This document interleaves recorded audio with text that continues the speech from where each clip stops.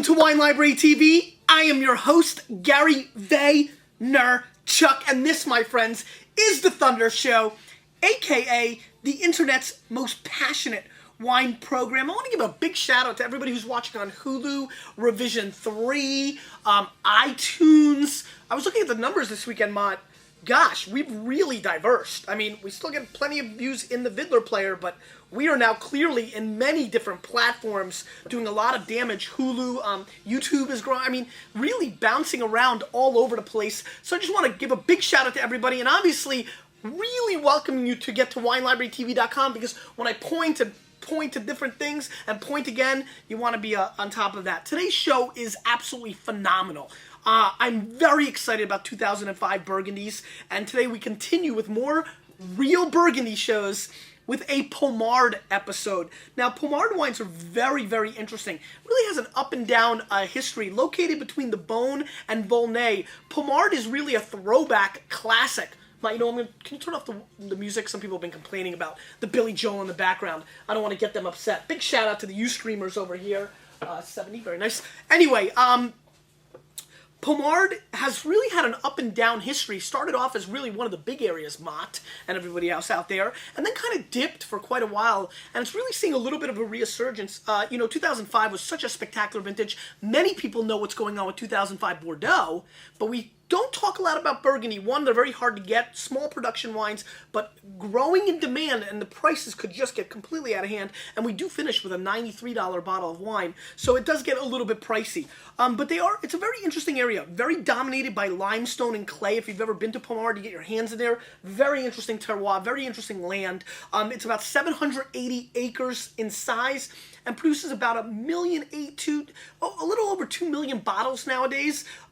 Really interesting Pinot Noirs. Probably the most tannic of all the Pinots that we get out of Burgundy, and for that reason, I did have Ian open these up at 8:30, so we're talking about 3.5 hours of breathing at this point.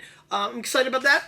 We continue with the baseball card thing. The baseball card thing's been a lot of fun. Got a lot of emails over the weekend that people enjoyed it. I do apologize for anybody who thinks this is a sidetrack for a wine show, but you know what? We've pumped out 550 episodes, Mod. I got to do some stuff for me. Some of this stuff is tremendous. And come on, Rock Rains. Tim Raines starts it out. Tim Raines, John Farrell, have no idea. Storm Davis. By the way, how cool would you be if your name was Storm?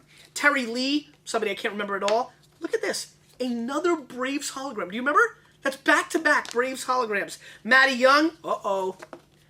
Does this guy make an appearance every time? Bo Knows Pommard. I love it. A little sweet little card here. Is this Save Master Bobby Thigpen?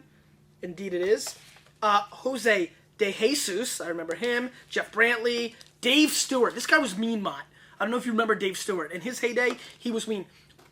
Wally Backman as a pirate.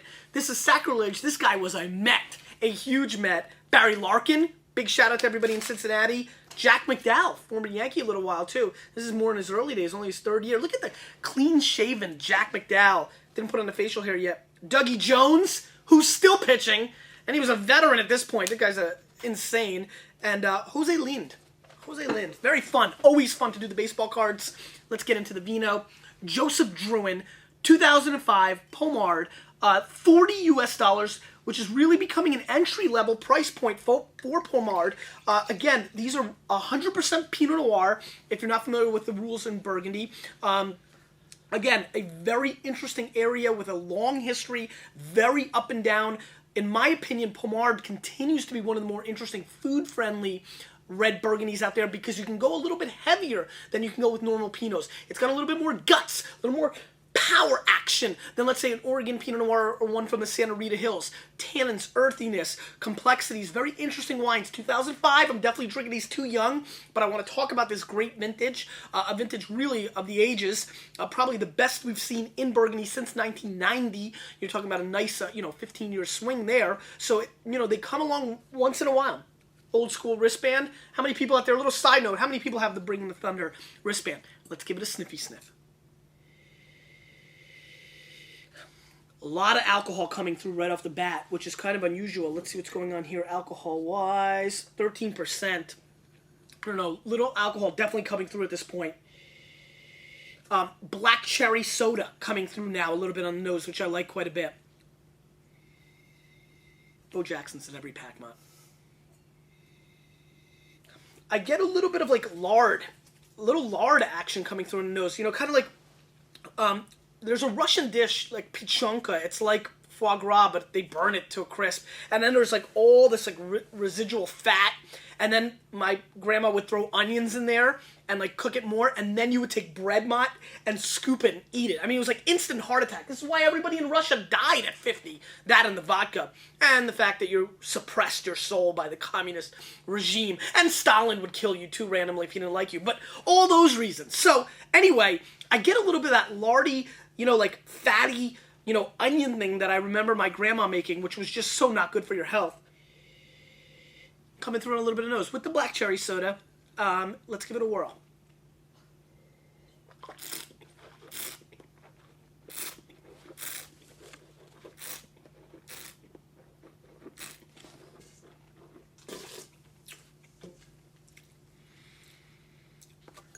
Good firm tannins.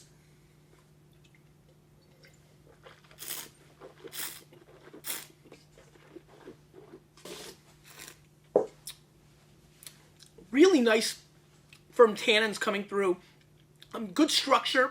Great fruit coming through on the back end. Very floral. Not lilac or rose. I don't even know where to go here. What was the flower, Mott, with the face on it? It looks like a dog face on it. Poppies or... You know, what, let me see if you follow me over here. What was the flower that has like a little, you know, like face on it? It looked like an animal face coming through. You streamers, come on, this is why you're here. I'm trying to get an answer here. Because this is really not an orchid, soul groove. You know, like the little, like, it looks like a panda bear or a dog face kind of like on the flower. Nobody's coming. Daisies. I think it might be daisies, actually. Anyway, I definitely get a different, you know, flower component coming through on this wine. But very interesting. Great tannins. Again, that is a signature of Pommard. Good structure. Beefy. Heavy Pinot Noir. This is really your Cabernet drinker's Pinot Noir out there. So if you found Burgundy, Oregon Pinot Noir, wines of that nature, to not have the oomph, to not have the structure, I think you'd be very, very surprised. But I think this wine brings a lot of character, a lot of body. It is a little one-dimensional, and it doesn't have the pizzazz that I love, but it's a solid bottle of Pinot Noir. It's a little bit broken on the finish, in my opinion, a little soft. Really solid stuff, textbook stuff, but doesn't do anything special. And for that reason, I'm going to score this wine 89 plus points. Just almost, actually I'm going to go 88 plus points. Almost got there, but just didn't have it. So let's move on.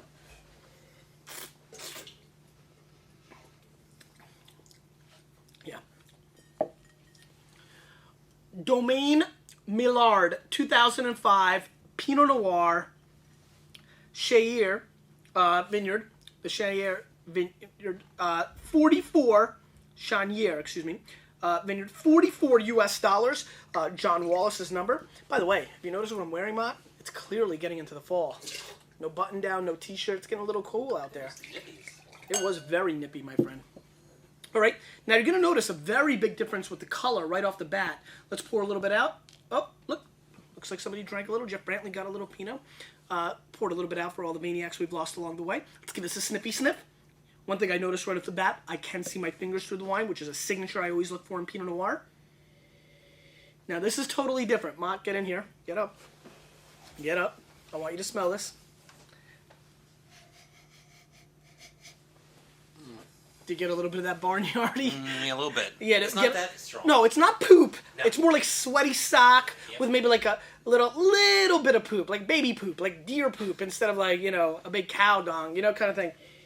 But there's definitely some earthiness coming through. Sweaty clothes, dorm room experience here. You know, this is a little bit of that, you know, we went on a ski trip for the weekend and nobody washed their clothes. 6 dudes in a 2-bedroom kind of thing. You know what I mean? So that kind of action coming through. I also do get a little bit of like a paprika kind of component on the back end. And almost like a you know the powdered pepper you get for pizza, like in the cheap pizza joints? They don't give you like the nice pepper. They get just like a little packet, it's like pepper kind of thing. I get a little bit of that action on the back end, which is kind of interesting. Little mushroomy action, very interesting nose, very aromatically, but far more exciting aromatically than the Drouhin. Let's give it a whirl.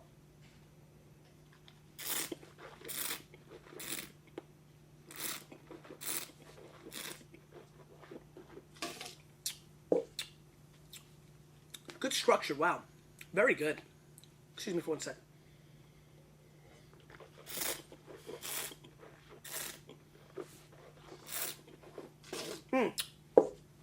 This is Burgundy Lovers Burgundy.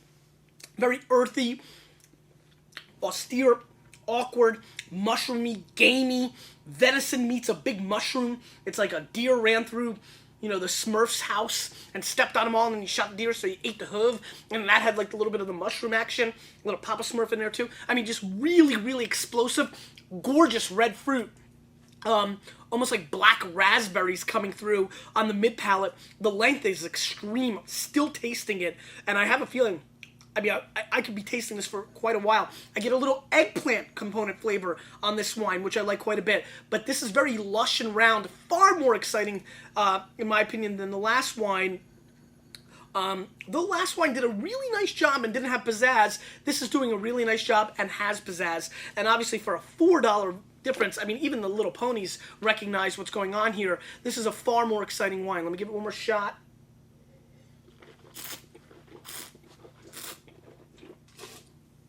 SS Chris, I'm sorry, let's go 87 plus on the last wine. We're going to go 90 plus on the Pommard. Very good stuff. Really elegant. You're getting all the things that you get when you love Burgundy. Gaminess, round fruit, red fruit explosion. You get a little fungus action. Who doesn't like that? You get the classic earthy, gamey, stinky, armpity kind of nose. Just really intriguing stuff. Though it might sound a little bit off and disgusting for people that have not drank a lot of Burgundy, this wine to me exemplifies, just completely knocks it out of the park, baseball cards, the kind of red Burgundy that so many of us gravitate towards, look to try, look to find, and I normally feel like I pay $70 to $80 for a wine that brings this much truth to the table, and that is really nice. I get almost a little coffee action now. Still talking, still developing on the finish. Love to see where this wine goes for the next 7 to 10 years. Perfect wine with duck. 3 to 5 hours decanting, in my opinion, on this wine now. But really, based on the tannins, based on the fruit, where it is, how I'm tasting this wine, on my gut reaction, based on wines I've had in the past, I think this is a 7 to 10 year wine that can really do damage. I like it a lot. Let's move on. I like it a lot. I like it a lot. And this is one of the great producers of Burgundy in the world. Plus, look at the beautiful girl on the label. Look at Mott. Oh, Mott gets excited. Domaine AF Gros, 2005 Pommard Perrot vineyard. Comes from the, right here, Les Perrots. You don't pronounce the Z for all you hardcore pronunciation peeps, but I could be wrong. $93 US, far from inexpensive. This is what happens with Burgundy. It can get pricey. 93 bones is very serious price point for a bottle of wine, especially in the economy as we look at today. So not a lot of ballers running around dropping 93 bones on a bottle of Burgundy. But let's see what's going on here. AF Gros is one of the great producers. Gros family, you're going to see a lot of different wines from them, producing tremendous wines. So Gros, you almost can never go wrong. Of course you can, many times, but definitely a situation where you're getting top-notch Burgundy from this family. Lots of cousins and uncles and different people producing great wines from the area. Anyway, again, you can see your fingers through it. Classic Pinot Noir. Let's give it a snippy sniff. A little bit of a tighter nose coming through on here. I get a little bit of a chocolate component on this wine, which I like, and also a licorice thing going on this one. Almost like dark chocolate-covered licorice coming through, but like cheap licorice, not like the real stuff, and not even like Twizzlers, like a rip-off Twizzlers brand, which they have out there, Mott. You get it at the dollar store for like a big, and it's like expired like 1997, but you still like it. There is a creaminess and elegance on this nose that we did not see in the last two wines, where this was more gamey. This really has elegant fruit. I almost want to call it like a creme brulee component on the nose, which I like. Just that creaminess, that custard aspect that maybe you smell, or when you taste it, the texture goes up your nose. I get a little bit of that, which I find very fascinating, very seductive. Let me look at the girl's face while it is. So really, really nice little nose. Let's give it a whirl.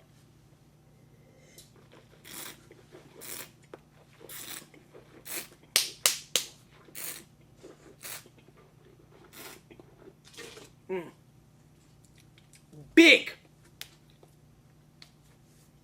Like the way Kimbo's slice got sliced down in 14 seconds. You saw that? Big tannins on this wine. Ripping through my palate. Completely tight as a rock flavors. I do get a little gaminess and a little mushroom aspect like I did on the Millard, but very tight. Almost undrinkable. That young of a wine at this point. Let me give it one more whirl.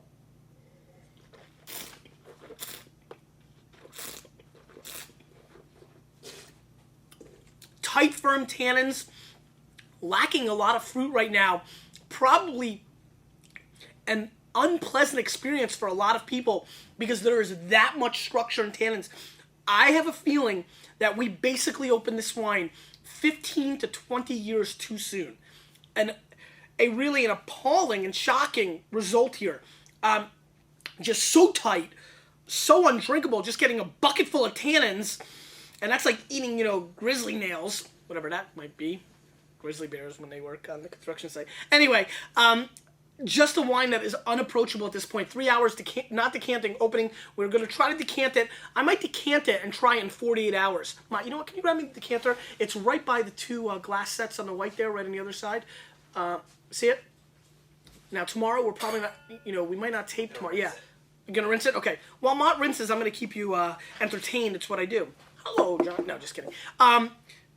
But what's going to be interesting about this is I'm taping another show now for tomorrow because I have a busy day tomorrow. I'm not sure if I'm going to be able to tape. It's going to be an awesome one. We're going to do wines from Croatia tomorrow. But we will revisit this wine on Wednesday. We'll do a totally different show, but we won't just focus on this. But I'm going to let this wine sit basically for 48 hours in a decanter, and we're going to see if we can get a totally different experience out of it. All right, Ma, just go put that over there now. Here it is, 48 hours. Let's mark it up so people see that we don't touch it. It's kind of cool, right? Good idea. An independent auditor. Yeah, there we go. Does that seem right? There we go. That's a little bit more realistic. Okay. So we're going to taste that in 48 hours. We're going to see how it evolves because right now, completely undrinkable, huge tannins. I do get a little mushroomy gaminess coming through, a little venison action on the flavor, but almost no fruit. And that could be a product of it just not having fruit. And again, this is what scares so many people about Burgundy. A definite area where you can spend 100 bones and get garbage. Right now, if somebody was to buy this, though it is way too young, and drink it, I think they would be highly disappointed. I'm going to score this wine a question mark. That's what I'm going to score it because I just don't think it's really ready to be evaluated in any shape or form. It's got a little bit of fruit, but God, it is tight rock. Big shout out to Kathy D. Get well soon. Happy birthday, Rainey, who I called a girl once before. So Rainey is a dude, a solid dude. Happy birthday. And happy belated birthday to Margaret Kova. And I have a question of the day, because that's what I do on the Thunder Show. Question of the day. Who is your favorite person in the world to drink wine with? Curious. I'm going to tap in a little bit into your personal world. Really enjoyed today's show. I'm going to go back to the Millard right now real quick, because I was really blown away by that wine. And at 44 bones, see, this is what we're looking for. I mean, 44 bucks is a lot of money, don't get me wrong, but not when you're getting this kind of quality.